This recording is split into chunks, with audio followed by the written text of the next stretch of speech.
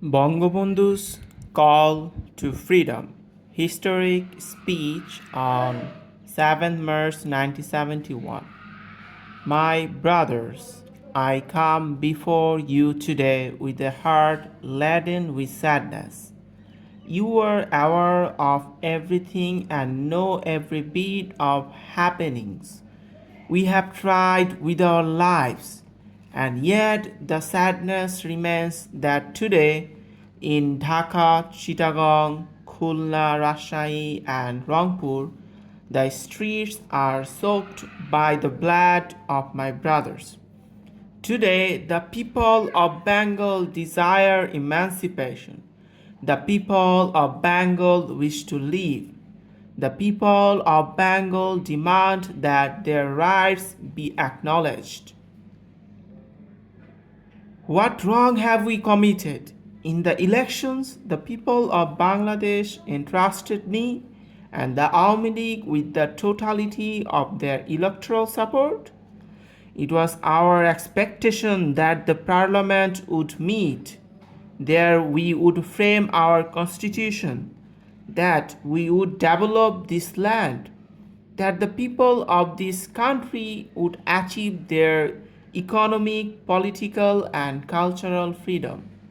But it is a matter of grief that today we are constrained to say in all sadness that the history of the past 23 years has been the history of persecution of the people of Bengal, a history of shedding blood of the people of Bengal. This history of the past 23 years has been one of the agonizing cries of man and woman. The history of Bengal has been a history where the people of this land have made the streets and highways of this land crimson with their blood. We offered blood in 1952. In 1954, we won the elections and yet we were not allowed to hold the power. In 1958, Ayub Khan imposed martial law and kept the nation in a state of slavery for 10 years. On 7 June 1966, when the sons of my land rose in support of the 6 Points movement, they were mown down in gunfire. When Yahya Khan took over after Ayub Khan fell in the fury of the movement of 1969, he promised that he would give us a constitution, give us democracy.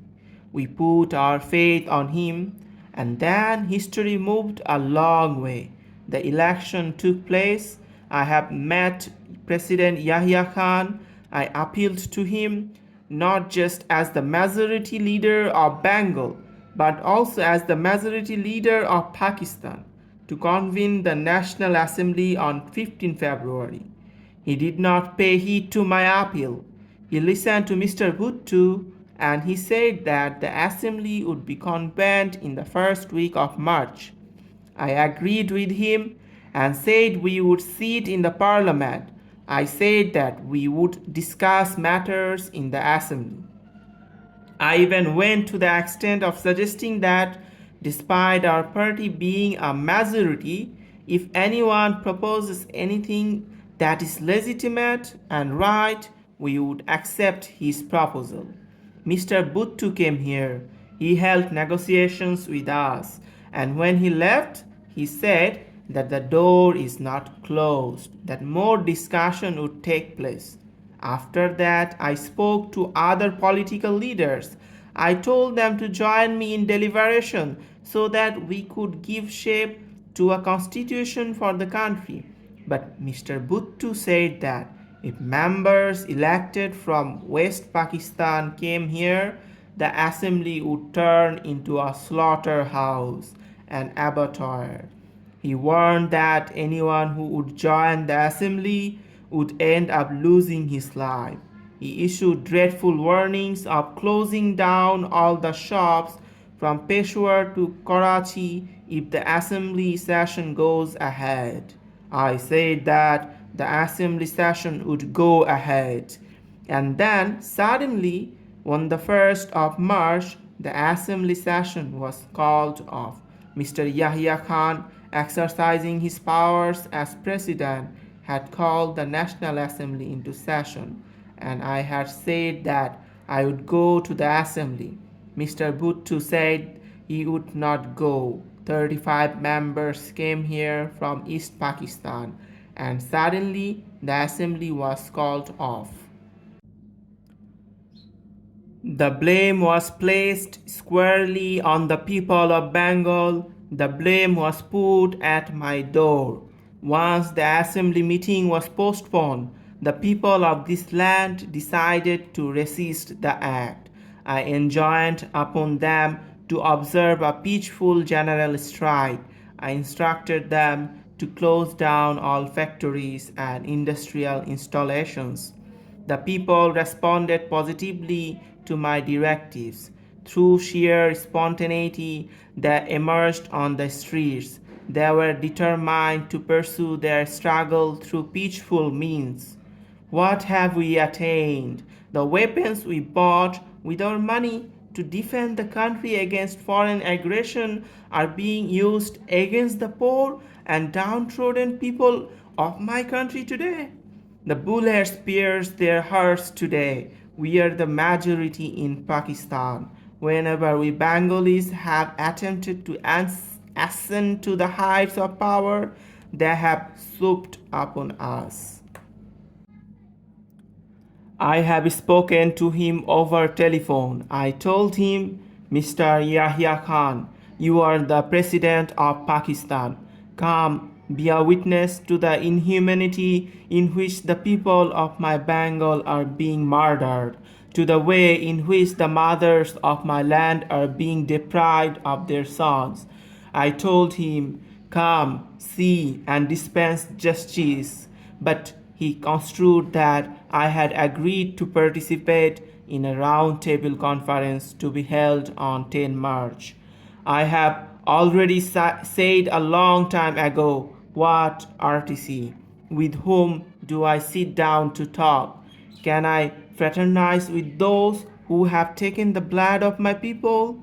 All of a sudden, without discussing anything with me, and after a secret meeting lasting 5 hours, he has delivered a speech in which he has placed all blames for the impasse on me, on the people of Bengal. My brothers, they have called the assembly on the 25th. The marks of blood have not yet dried up. I said on the 10th that Mujibur Rahman would not walk across that blood to take part in a round table conference. You have called the assembly, but my demands must be met first. Martial law must be withdrawn.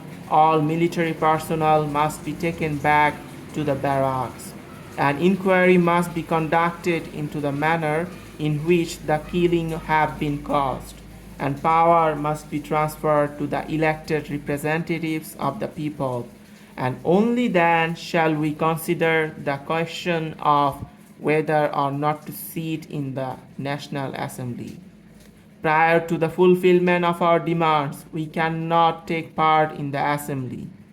I do not wish to become the Prime Minister. I wish to see the rights of the people of this country established. Let me make it clear, without ambiguity, that beginning from today in Bangladesh, all courts, magistrates, government offices, and educational institutions will remain closed for an indefinite period. In order that the poor do not suffer, in order that my people do not go through pain, all other activities will continue, will not come within the ambit of the general strike from tomorrow. Rickshaws, horse carriages, trains, and river vessels will ply. The Supreme Court, High Court, Judges' Courts, semi-government offices, what the nothing will work. Employees will collect their salaries on the 28th. But if the salaries are not paid, if another bullet is fired, if any more of the people are murdered, it is my directive to all of you. Turn every house into a fortress. Resist the enemy with everything you have. And even if I am not around to guide you, direct you, close off all roads and pathways forever. We will starve them into submission. We will submerge them into water. You are our brothers. Return to our barracks, and no harm will come to you. But do not try to fire bullets into my heart again. You cannot keep 75 million people in bondage. Now that we have learned to die, no power on earth can keep us in subjugation.